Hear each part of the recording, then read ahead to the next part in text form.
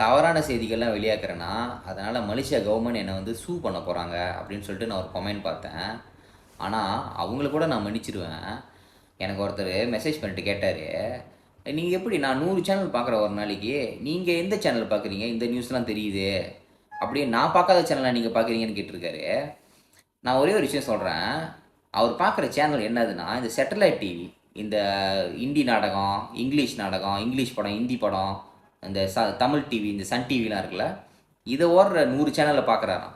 என்னங்க நீங்கள் பார்க்குற மசாலா சேனலுக்கும் நம்ம படிக்கிற ஃபைனான்ஷியல் அனாலிசிஸும் என்ன ஒன்றாங்க? சில பேர் வந்து நம்ம சிரிக்கிறதா இல்லை அழுவுறதான்னு எனக்கு ஆக்சுவலி தெரியல நினச்சா. ஆனால் எப்போ பார்த்தாலுமே இந்த பால் பப்பாளி வெள்ளை தக்காளி கண்டென்ட் பார்த்துக்கிட்டே இருந்தோம்னா கண்டிப்பாக நம்ம வந்து பிம்பிளிக்கா பில்லாப்பியாக தான் இருப்போம். அதெல்லாம் ஒன்றும் சொல்ல முடியாது நம்ம. ஆனால் நான் இப்போ ஒரு 8-9 வீடியோ முன்னுக்கு ஒரு விஷயம் போட்டிருந்தேன் பாருங்கள். எப்படி இந்த லசாடாவில் இந்த ஷாப்பியில் விலை குறவாக கிடைக்கிற பொருட்களை வந்து வெளிநாடுகள்லேருந்து வர பொருட்களை வந்து கொஞ்சம் அப்படியே கொஞ்சம் குறைச்சிட்டு டெக்ஸ் அடிச்சுட்டு உள்ளூரில் உள்ள தவுக்குவங்களை எப்படி வாழ வைப்பாங்க அப்படின்னு சொல்லி ஒரு வீடியோ போட்டிருந்தேன். அதுக்கு ஏற்ற மாதிரி இப்போ பார்த்தீங்கன்னா 2600 கொப்ராசி மளிகை கடைகள், அதாவது மளிகை கடை, ஆனால் அது கொப்ராசியில் ரன் பண்ணுவாங்களாம். ஒன்று திறக்க போகிறாங்களாம். ஆனால் இதுக்கு யார் காசு போடுவா, அதில் யார் லாபம் அடைவா, யார் கான்ட்ராக்டராக இருப்பா, யார் சப்ளையராக இருப்பா, இது எல்லாமே வந்து நம்மளுக்கு தெரியும் யார் யார் எந்த இனத்துக்காக இருப்பாங்கன்ட்டுன்னு. ஆனால் நம்ம இனத்துக்காரங்க பார்த்தீங்கன்னா அதில் 2000 சொச்சம் கடையில் வந்து நம்மளுக்கு ஒரு 5 கடை கொடுத்துட்டு ஒரு ஃபோட்டோ பிடிச்சிட்டு நாங்கள் வந்து இந்திய சமுதாயத்துக்கு உதவி செஞ்சோன்னு சொல்ல போகிறாங்க.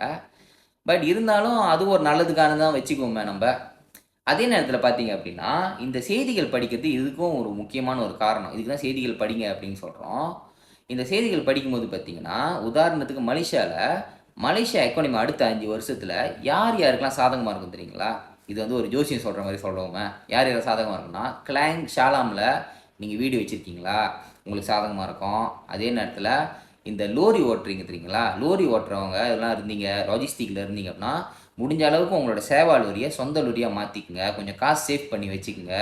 நாளை பின்ன ஏதாவது ஒரு விஷயம் வந்தால் நீங்கள் பிஸ்னஸாக அதை கன்வெர்ட் பண்ணுறதுக்கு மலேசியாவில் லாஜிஸ்டிக்கு கண்டிப்பான ஒரு மஜுவன் டெவலப்மெண்ட் வரதான் போகுது.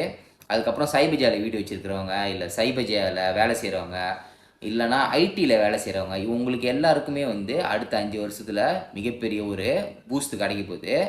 இது ஏன் நான் சொல்கிறேன் அப்படின்னா, உலகத்தில் நடக்கிற விஷயங்கள் வச்சு, வேர்ல்டு நியூஸ் வச்சு தான் அது எப்படி மலேசியாவை பாதிக்கும்னு சொல்லி சொல்கிறேன். நான் வந்து சில நல்ல விஷயங்களை சொல்கிறேன், கெட்ட விஷயங்களும் சில நடக்கிறோம். அதெல்லாம் அப்புறம் அடுத்தடுத்த வீடியோவில் நான் சொல்கிறேன். அது மட்டும் இல்லாமல் கோல்டு விலை இறங்க போகுது, யூஎஸ் டாலர் ஏற போகுது. இது வந்து ஃபாரெக்ஸ் செய்கிறதுக்கு ஒரு அருமையான ஒரு காலகட்டம். நீங்கள் வந்து ஜீரோ நாலேஜாக இருந்தாலும் பரவாயில்ல, ஃபாரெக்ஸில் கீழே ஸ்மார்ட்னு கமெண்ட் பண்ணுங்கள். எப்படி ஸ்மார்ட்டாக ஃபாரெக்ஸ் செய்கிறது, எப்படி ஃபோன்லேயே நீங்கள் ஃபாரெக்ஸ் ட்ரேட் பண்ணி ஒரு பார்ட் நீங்கள் எப்படி ஃபாரெக்ஸ் ட்ரேடிங் ஒரு ஸ்கில்லாக கற்றுக்கலான்னு சொல்லி நான் உங்களுக்கு சொல்லித்தரேன். உங்களுக்கு சீக்கிரமாக ரிப்ளை வேணும்னா நேரடியாக போய் பயோவில் போய்ட்டு என்னோடய கான்டாக்ட் நம்பர் பார்த்து எனக்கு தொடர்பு கொள்ளுங்கள். மட்டும் இல்லாமல் இந்த மாதிரி செய்திகள் நீங்கள் தொடர்ந்து கேட்கணும் அப்படின்னா என்னுடைய ப்ரொஃபைலை இப்போயே ஃபாலோ பண்ணிங்க. நான் அடுத்தடுத்து இது போன்ற நிறைய வீடியோக்கள் போடுறேன். அடுத்து வந்து டொனால்ட் ட்ரம்ப்போட கேரண்டி வின் பிளான் அதை பற்றி நான் வந்து கொஞ்சம் உடச்சி பேசுகிறேன். அதையும் கொஞ்சம் கேட்டுட்டு உங்களோட கமெண்ட் பற்றி சொல்லுங்கள். தேங்க்ஸ்.